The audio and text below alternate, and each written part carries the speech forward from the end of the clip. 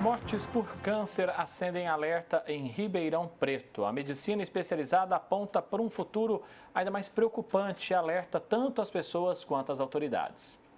O painel do Portal de Saúde Municipal traz os números. A segunda maior causa de mortes em Ribeirão é a neoplasia, ou seja, o câncer. Em 2024, foram 995 óbitos e, no ano passado, mais 1.021 casos fatais. A doença só não faz mais vítimas do que as complicações cardiovasculares. A tendência é que, assim como já acontece em alguns países desenvolvidos, então se a gente olhar ali aqueles países Dinamarca, Noruega, os países ultradesenvolvidos, o câncer já ultrapassou as doenças cardiovasculares na mortalidade, tá? E a tendência é que isso nos próximos 10, 15 anos aconteça.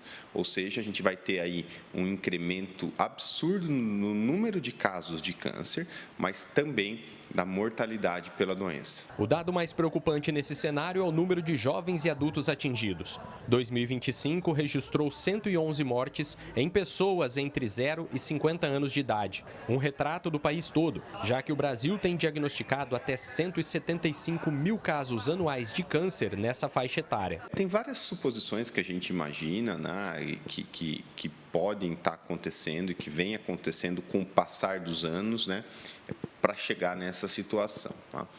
Provavelmente o principal delas é estilo de vida, né? Então, isso entra naquela questão que eu falei, que são os fatores modificáveis que a gente vai ter que cada vez mais trabalhar isso para a população, para que a gente evite o aparecimento da doença. A Nara entrou na estatística daqueles que adoeceram antes dos 50 anos. Primeiro, ela viveu o câncer da pior forma quando perdeu o filho Pedrinho para uma leucemia.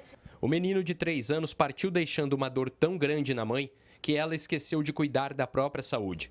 Depois de passar 5 anos sem frequentar a ginecologista, Nara resolveu voltar a fazer exames de rotina.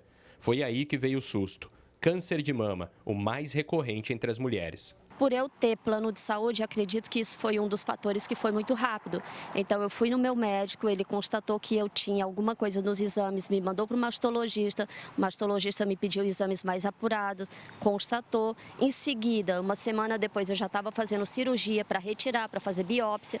Uma semana, 10 dias no máximo, eu já comecei com um oncologista, com a radioterapia. E estou seguindo, a cada 3 meses faço os exames e estou tomando quimioterápico. O destino quis que o tumor estivesse em fase inicial e a Nara se salvou, fator para o qual a medicina chama atenção. O tempo é crucial para definir a vida ou a morte de um paciente. A gente provavelmente não está preparado para absorver essa grande quantidade de casos que vão aparecendo, que estão aparecendo e que vão aparecer nos próximos anos. A gente precisa principalmente falar em prevenção, né? Em falar de medidas que a gente pode fazer para evitar o aparecimento da doença, isso é uma coisa, né?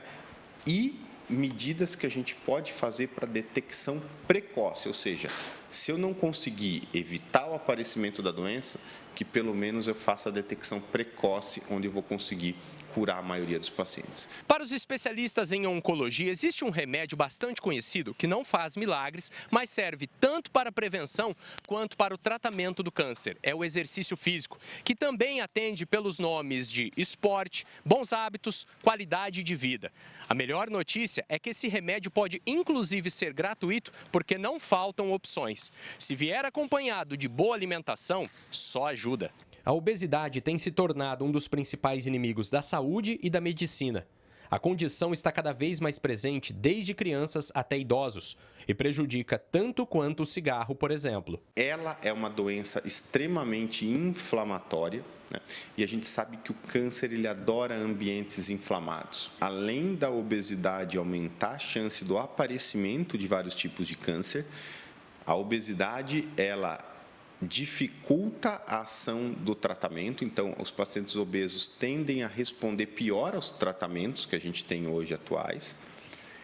E esses pacientes, quando acabam o tratamento, os obesos eles têm um risco aumentado da doença um dia voltar. Na família da Aline, santo de casa faz milagre. E por isso, os primeiros alunos da preparadora física são os próprios filhos.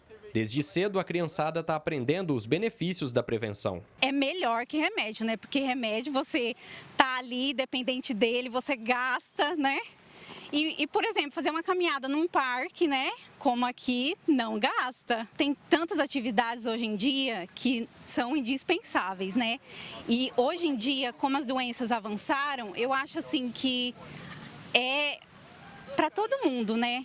A atividade é essencial. Existe hoje uma epidemia mundial de obesidade, né? Tanto obesidade infantil, né? Então, desde as crianças estão cada vez mais obesas, né? E aqui não é nenhum preconceito em relação à obesidade, mas acho que a gente tem que tocar nesse assunto. O alerta é destinado em primeiro lugar para o poder público e as redes de saúde. É preciso iniciar com urgência políticas de prevenção e detecção precoce, como explicou o especialista. Mas também fica um propósito para cada pessoa em particular. O maior interessado em viver deve sempre ser o paciente. Uma coisa é fato, eu estava negligenciando da minha saúde. Então, eu tive certeza, se eu não tiver vida, nada das outras coisas eu vou realizar. Então, bora cuidar da saúde, bora cuidar da vida, porque ela é o principal para você poder continuar com as outras coisas à frente. Felipe Urbinati para o Jornal da Clube. Essa semana é marcada, pelo Dia Mundial de Combate ao Câncer, no próximo dia 4 de fevereiro. Então, é importante seguirmos abordando esse assunto. Por isso, recebemos aqui no Jornal agora o Lucas Belisário, ele é nutricionista. Lucas, como nós ouvimos do oncologista na reportagem, a tendência é que os casos de câncer só aumentem e o sistema de saúde, lógico, não está preparado. Aí é preciso a gente falar muito de prevenção, né, Lucas? Boa tarde, bem-vindo. Boa tarde.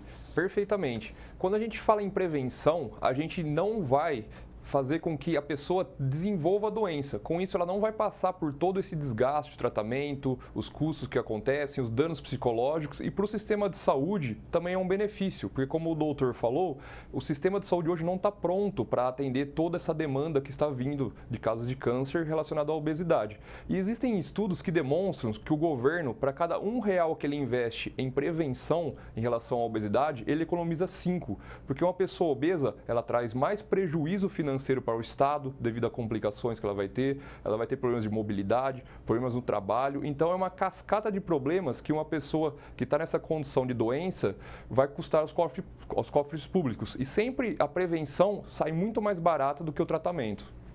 E é justamente esse ponto, além de ser possível aplicar terapias, medicações nesses pacientes, também dá para transformar exercícios, bons hábitos em política de saúde pública, isso é muito necessário.